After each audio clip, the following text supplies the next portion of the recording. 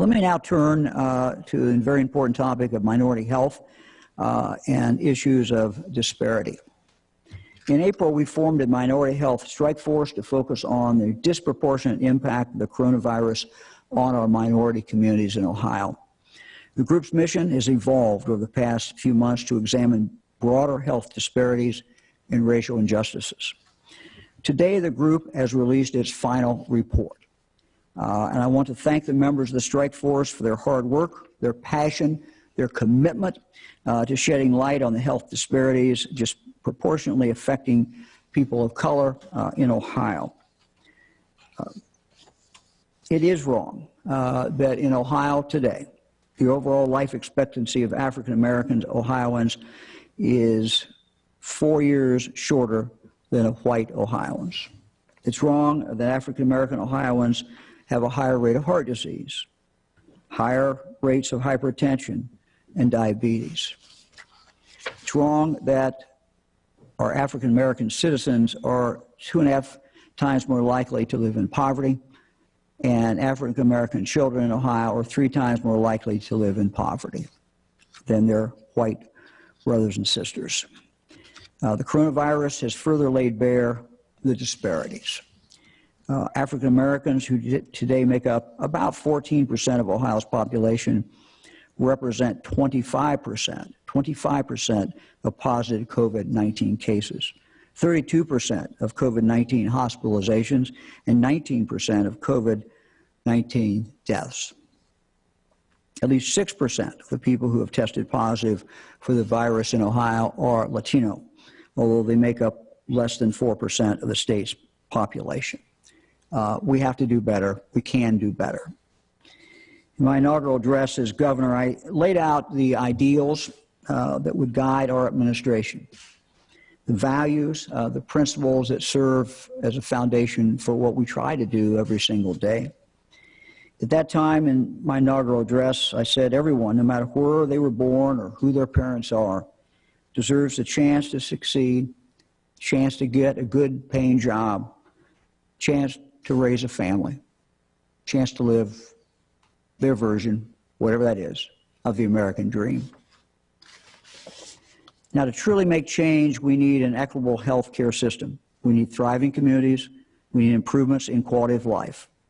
These are things that our health experts call the social determinants of health, things that make up a big proportion of determining how well we're going to do and whether we're going to be well throughout our lifetime.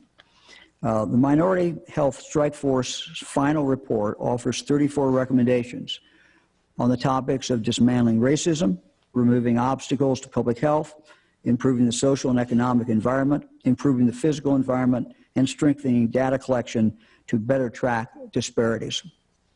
I asked my senior leadership team, I asked my members of the cabinet to read this report, and they have done so.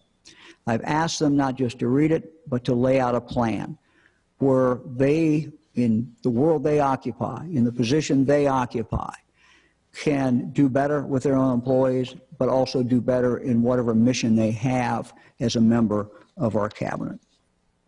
In response today, we are issuing Ohio's executive response, a plan of action to advance equity.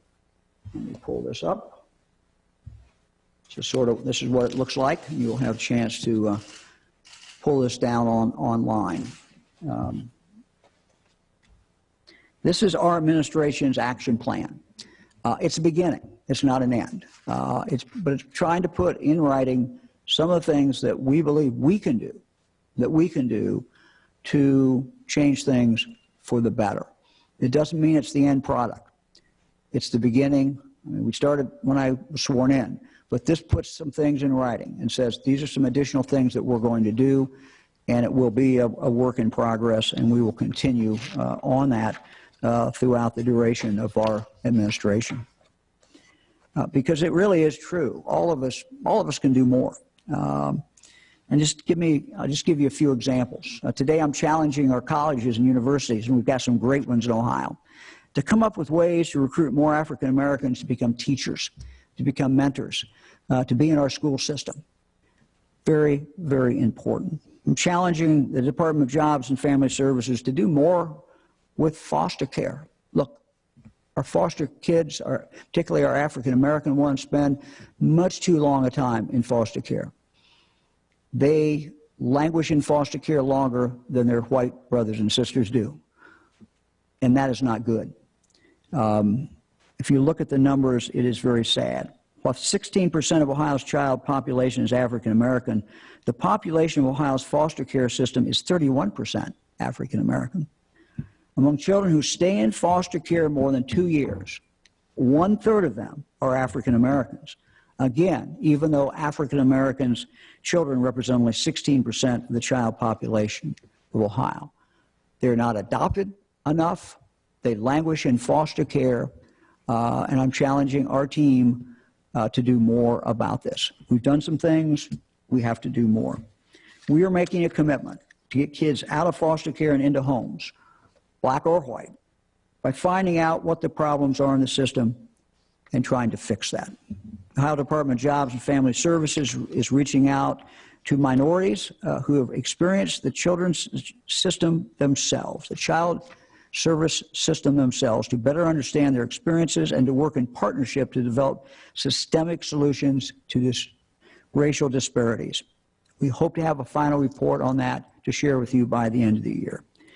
This work will enhance the efforts currently underway by our Children's Services Transformation Advisory Council, which traveled the state last year, hearing from children and families impacted by the foster care system.